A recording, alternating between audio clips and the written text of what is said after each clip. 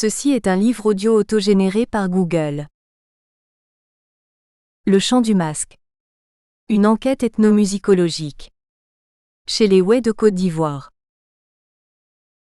Études africaines. Collection dirigée par Denis Prienne et François Manga Akoa.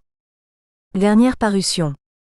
Adon GNANGUI Côte d'Ivoire, 11 avril 2011.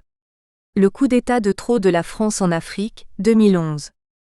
Boubacar Oumarou, pasteur nomade face à l'État du Niger, 2011. Thierry Bangui, La ville, un défi du XXIe siècle. Essai sur les enjeux de développement urbain en Afrique, 2011. Aoué des JIE, la jeunesse ivoirienne face à la crise en Côte d'Ivoire. Le point de vue des jeunes, 2011. Jocelyn OLOM au manga, les divisions au cœur de l'UPC, 2011. Rudy MBZEMBADYKABOBENAZOMBANZULU, le Mountou et sa philosophie sociale des nombres, 2011. G. Bertin Cadette, la politique de défense et de sécurité de la Côte d'Ivoire, 2011. Patrick DEVLIEGER et Lambert NIEME, édition. Handicap et société africaine. Culture et pratique, 2011. Rodrigue LKOULKISSA, l'électrification en Afrique. Le cas du Gabon, 1935 à 1985, 2011. André Mbata Mangou, abolition de la peine de mort et constitutionnalisme en Afrique, 2011. Ahmed Bello, les libertés collectives des travailleurs, 2011. Mathurin CHOUNGNIKPO, l'Afrique au futur conditionnel, 2011. Michel Kwame et Christian MOFOR, Philosophie et culture africaine à l'heure de l'interculturalité, Anthologie tome 1 et 2, 2011. Baudouin Mwamba Mpoutou, le Congo Kasaï 1865 à 1950, de l'exploration allemande à la consécration de l'Oulouabour, 2011. André Hubert ONANAMFEGE, Cameroun, Nigeria, ONU. Entre la force de la palabre et la primauté du droit, 2011. Moïse Tchando KEREKOU, Union africaine et processus d'intégration, 2011. Avec tous mes remerciements à Éric Meloche, enseignant-chercheur à l'Université de Tours, ethnomusicologue passionné, qui a généreusement partagé son terrain et guidé mes premiers pas dans l'enquête, ainsi qu'à mes précieux informateurs et interprètes Alain Blé et Éric Gueiba, dont je n'oublierai pas le dévouement et la gentillesse, ni celle de leur famille. J'exprime aussi ma gratitude à 3 autres enseignants-chercheurs.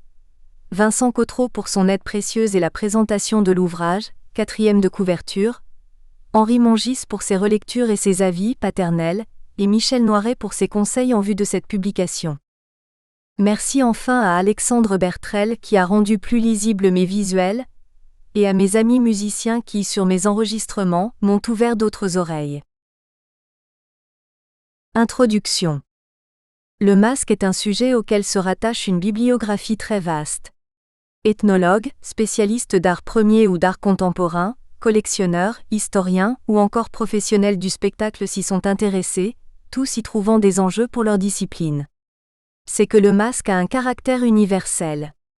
Il n'est pas d'époque et d'ère géographique où ils ne se rencontrent, qu'il s'agisse des masques cultuels en Afrique, en Amérique du Sud et en Asie, des masques dans le théâtre chinois, vietnamien ou dans le no japonais, des masques de carnavals occidentaux depuis le Moyen-Âge, ou bien sûr des masques de l'Antiquité grecque ou romaine dont les fonctions restent à main égard énigmatiques. 1. Qu'en est-il du masque africain ? Ses aspects artistiques, symboliques, fonctionnels et cultuels ont fait l'objet de nombreux travaux. Des spécialistes occidentaux sont devenus capables d'analyser avec précision les masques faciaux, de déterminer assez sûrement leur origine ethnique, d'apprécier leur valeur artistique, et aussi d'établir leur valeur marchande. Ceux-là ne prennent généralement en compte que la face sculptée du masque. D'autres spécialistes s'efforcent d'aborder le masque dans sa globalité, c'est-à-dire de considérer à la fois l'objet qui dissimule et métamorphose la face d'un porteur, l'ensemble du costume, des pieds à la tête, et aussi l'entité que ce masque est censé incarner avec l'ensemble des significations qu'elle présente pour la communauté. C'est en général l'approche des ethnologues. Partageant la conviction que le masque doit faire l'objet d'une approche globale, Je présente ici une étude ethnomusicologique du masque africain en pays guéré. Les guérés sont avec les Wobé les représentants les plus septentrionaux des Krou occidentaux de la Côte d'Ivoire, appelés Wé. Leur population est d'environ 220 000 personnes, soit les 2/3 des Krou. Elle se trouve globalement entre les deux fleuves Sassandra à l'est et Moyen Cavali à l'ouest.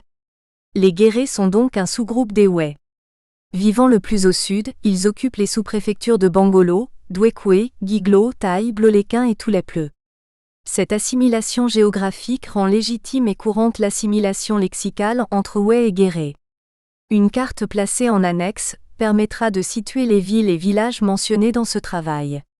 Le lecteur se reportera aux ouvrages d'Alfred Schwartz cités dans la bibliographie pour des précisions sur la situation géographique, la population, la langue parlée et les structures sociopolitiques de cette contrée.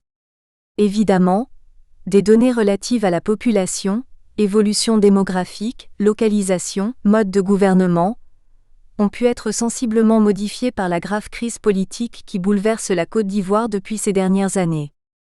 À l'origine, j'avais été informé de la quasi-omniprésence de la musique lors des rituels avec masque dans cette région occidentale de la Côte d'Ivoire. J'avais immédiatement pressenti que la musique associée au masque n'avait pas une fonction accessoire. Une première enquête de terrain en février 2001 m'en a fourni la confirmation, d'où a résulté un premier travail de.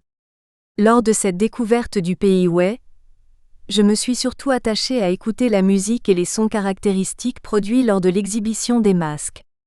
4 éléments sonores, les chœurs d'hommes, les chœurs de femmes, les instruments de musique, notamment les tambours de peau, les tambours de bois et autres idiophones, ainsi que les effets vocaux produits par le masque même, m'étaient alors apparus comme formant les éléments constitutifs d'un vaste rituel, celui de la sortie du masque.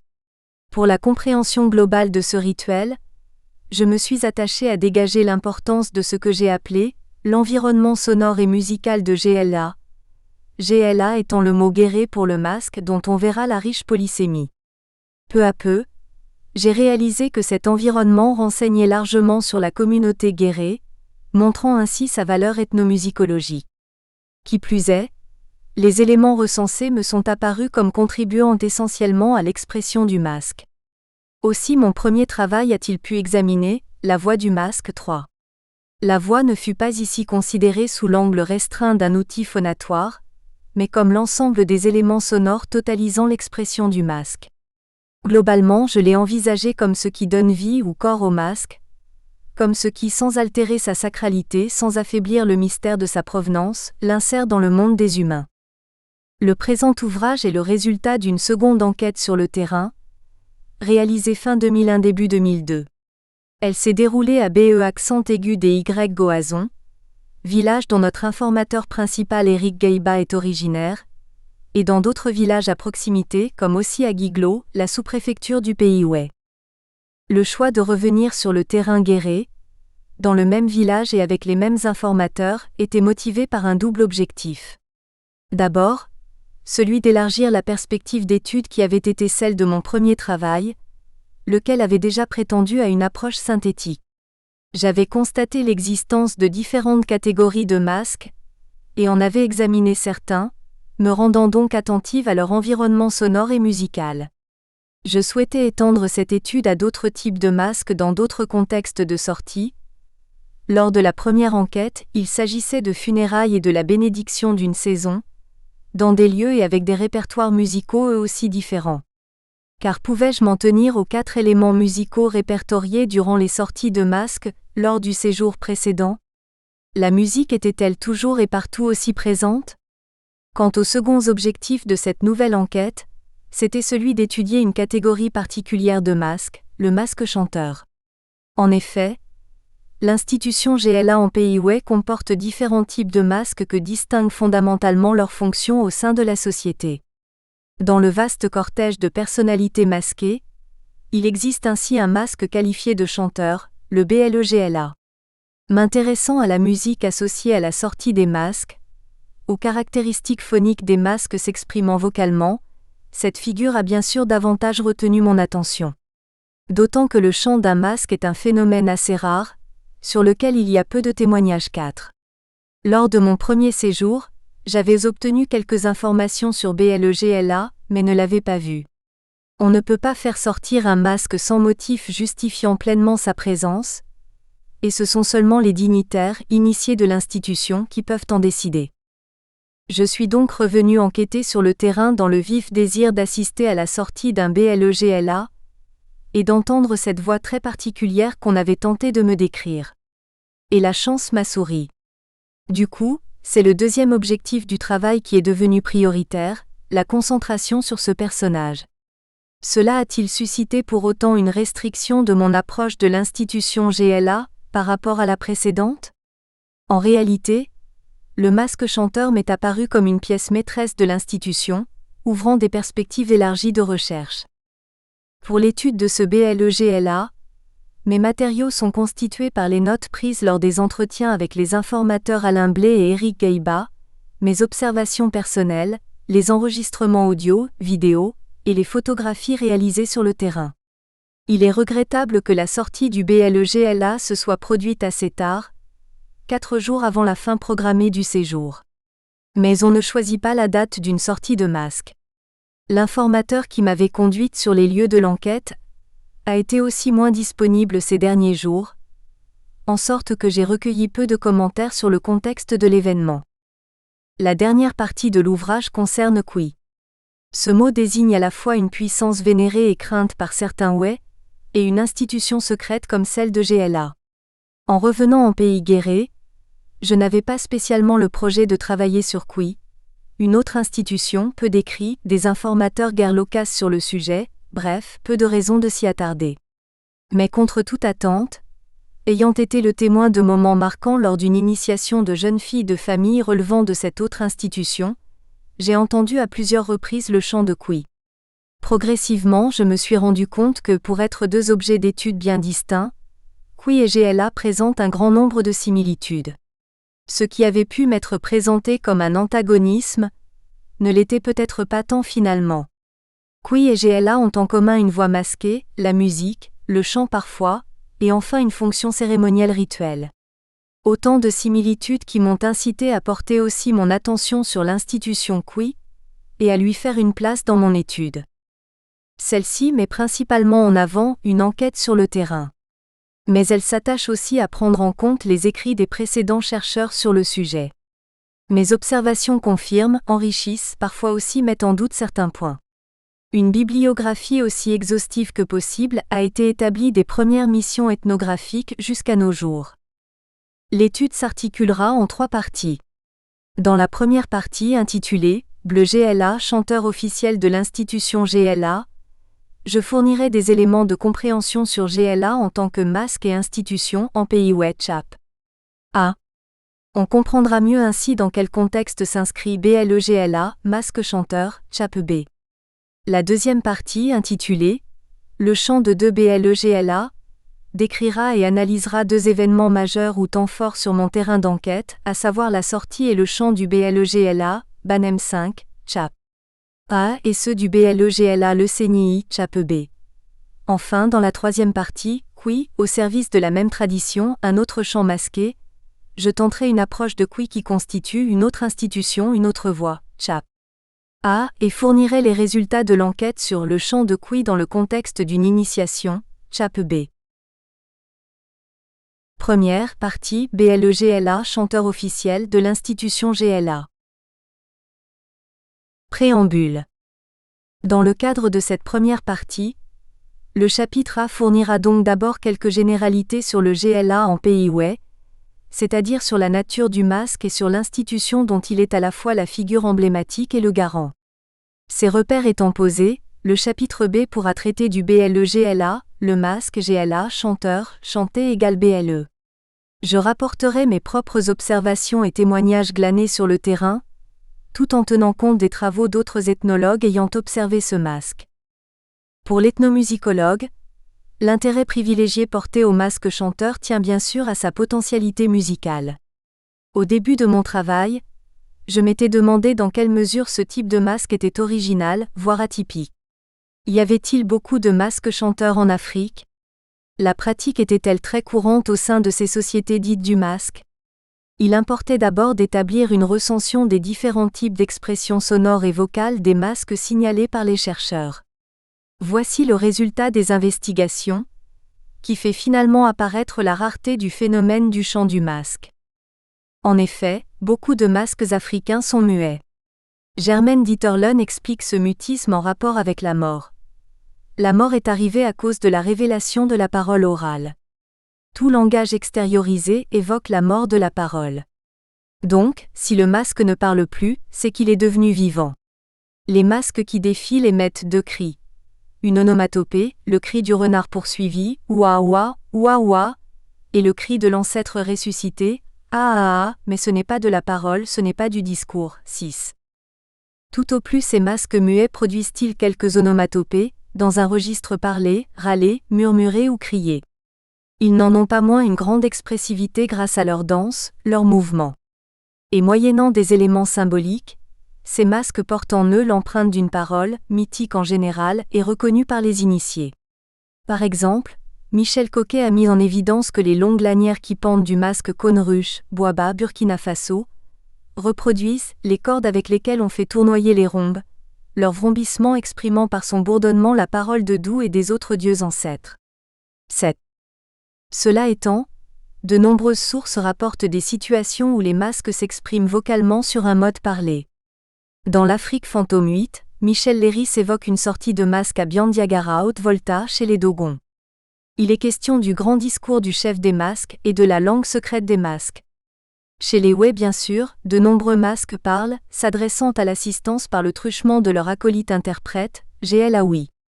Dans la majorité des cas, les masques ont recours à des transformateurs de voix. Ils parlent à travers un mirliton qui peut être une simple feuille végétale ou un petit objet spécialement conçu dans le but de déformer la voix, ou ils utilisent des substances, poudre, écorce, qui modifient l'éclat de la voix. C'est parfois aussi un instrument qui se substitue à la parole. Un rhombe des masques Dogon censé imiter le râle des personnes à l'agonie 9. Un tam-tam parleur de Ouagadougou qui transmet une littérature du fond des âges 10, une flûte, une trompe ou encore une cloche. Ce cas de figure sera aussi évoqué plus loin, à propos des masques dénudés. La littérature ethnologique ou spécialisée est assez riche en exemples de ces masques parleurs, ou à la voix symbolique. En revanche, comparé à la multitude des écrits sur le sujet du masque africain, les passages évoquant une intervention chantée de masques ne sont pas légion. Voici quelques rares témoignages de manifestations chantées de masques. Sétardi rapporte les observations de Ubeyer en pays Yoruba, dans le Dahomey. Effet, un grand masque porté par des gens importants de la société improvise une série de chants généralement en l'honneur de ceux qui ont porté le masque Effet avant lui, ou en l'honneur des ancêtres des membres importants de la réunion. Effet dansera toute la nuit jusqu'à l'aube. 11. Carol Beckwith et Angela Fisher, qui ont parcouru l'Afrique pour photographier des rituels, témoignent aussi de cette pratique dans la même ethnie, en citant d'autres masques. Les masques oraux sortent de la forêt sacrée pour chanter des prières invoquant la bénédiction divine. Ces chants allégoriques et énigmatiques appellent les Yoruba à faire preuve de respect devant les puissants, et en particulier les femmes les plus âgées de la société. Les masques en bois sculpté figurent différentes espèces de la brousse. 12. Un autre exemple de masque chanteur provient de chez les Guerzé du Libéria, de la région de Sanikli. Il s'agit du masque Nyomu dont on peut voir à la photothèque du musée de l'homme la face en bois, patine et poils de singe de Kolob. Voici ce que sa fiche de présentation nous apprend de lui, outre ses origines supposées et ses caractères esthétiques. Il devait jouer un rôle important au sein de la société du Poro, et si Nyomu prodigue ses bénédictions de jour, sa beauté s'exerce aussi la nuit pour combattre les êtres malfaisants que sa beauté attire. Je suppose que pour mériter cette dénomination de masque chanteur, Nyomu chantait réellement. Dans ces deux exemples, aucune précision n'est donnée pour décrire les chants évoqués. Dans un passage de l'article de Philippe Jesper, Le masque et la parole 13, il est question d'une production chantée chez un masque de la société du Como Mali. L'un des masques danse et chante de sa voix mirlitonnée, toute chose donne naissance à son enfant, la parole, elle, met au monde sa mère, le silence, proverbe très crypté de la langue bambara. Enfin, même s'ils ne chantent plus lors de leur sortie, certains masques ont un mythe d'origine qui fait état d'une manifestation chantée. C'est encore le cas pour les masques Dogon, dont la découverte est ainsi relatée. 2 femmes entendirent des roulements de tambour, des rumeurs de danse et le vrombissement d'un rhombe. S'étant approchées, elles aperçurent des Andumboulous génies des montagnes, qui dansaient, chantaient et buvaient de la bière de mille, vêtus de fibres rouges, de cagoules et d'un masque de bois représentant un vieillard. 14.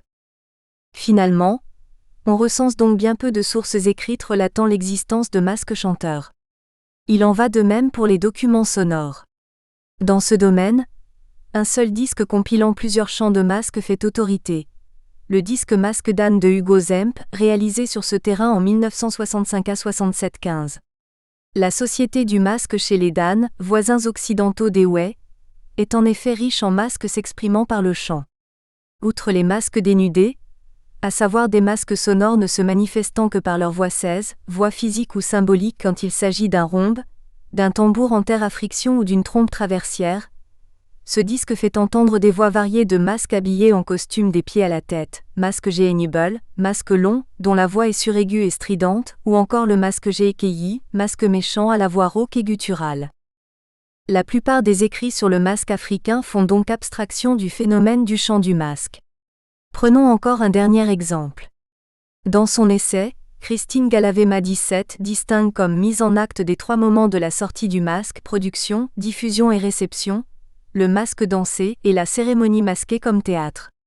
Même s'il y est souligné l'importance des chants accompagnant fréquemment la sortie des masques, les pages de cet essai consacrées à ce thème, pourtant abondamment illustrées d'exemples, masque Bambara, Bobo, Dogon, Congo, Fang, ne mentionnent pas l'existence d'un masque chanté qui serait pourtant une mise en acte des plus significatives.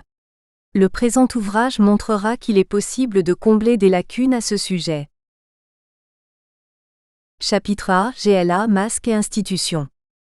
Commençons par expliquer ce qui est désigné par le terme GLA en pays Ouai, et à cette occasion par présenter le contexte institutionnel dans lequel s'inscrit le masque chanteur. Dans notre société occidentale, le mot masque évoque immédiatement la pièce sculptée qui couvre un visage.